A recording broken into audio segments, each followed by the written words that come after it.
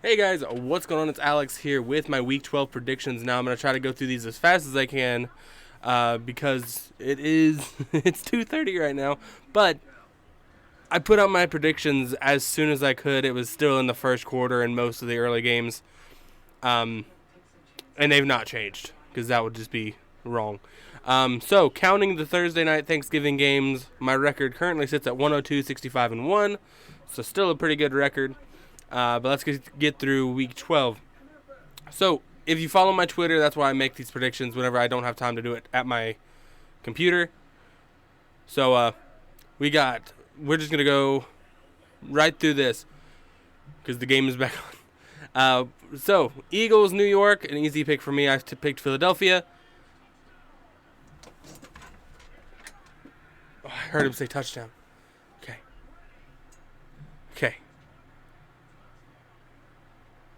All right, yeah. You gotta stay focused. All right, Philadelphia, New York, pretty easy pick for me. I picked Philadelphia. Um, New York just got stomped on Monday night. Um, I still think the Eagles are going to be able to pull through here. I still don't think the Eagles are going to win the division, but I think they're going to hold a solid second place. Titans visiting the Patriots. Another easy pick for me. Patriots look like actual contenders this year, even with Mac Jones at quarterback.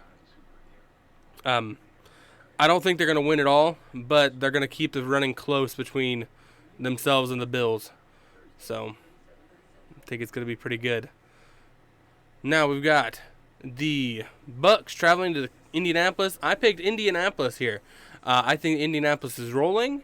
I think it's going to be a shootout still. However, I do think the Colts are going to win that, and currently I think it's 17-14 for the Colts unless they scored again. I'm going with the underdog here.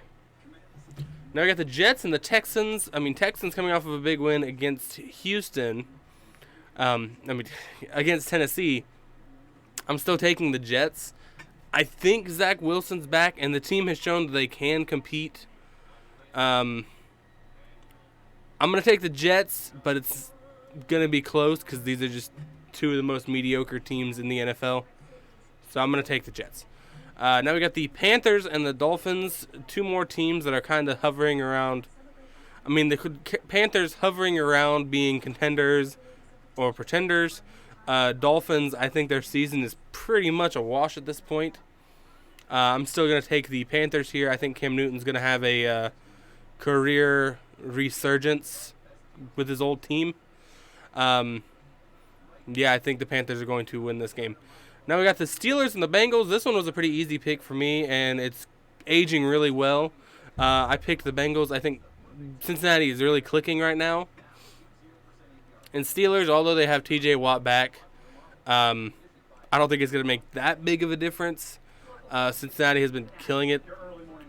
Oh, man, that's loud. Cincinnati's been doing pretty solid and look to win the first, in case people didn't understand what I was saying here, beat Pittsburgh for the 3 times in a row for the first time since the 1990 season. So I'm looking for Cincinnati to break that streak today. It's doing really well. Cincinnati's up 31-3 at the half, so pretty solid.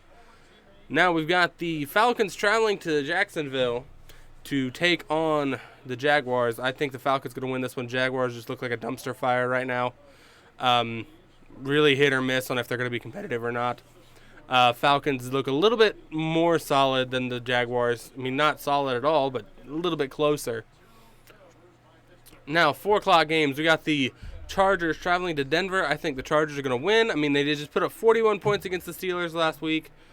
Almost blew it, but came back and held on and took back the lead at just the right time.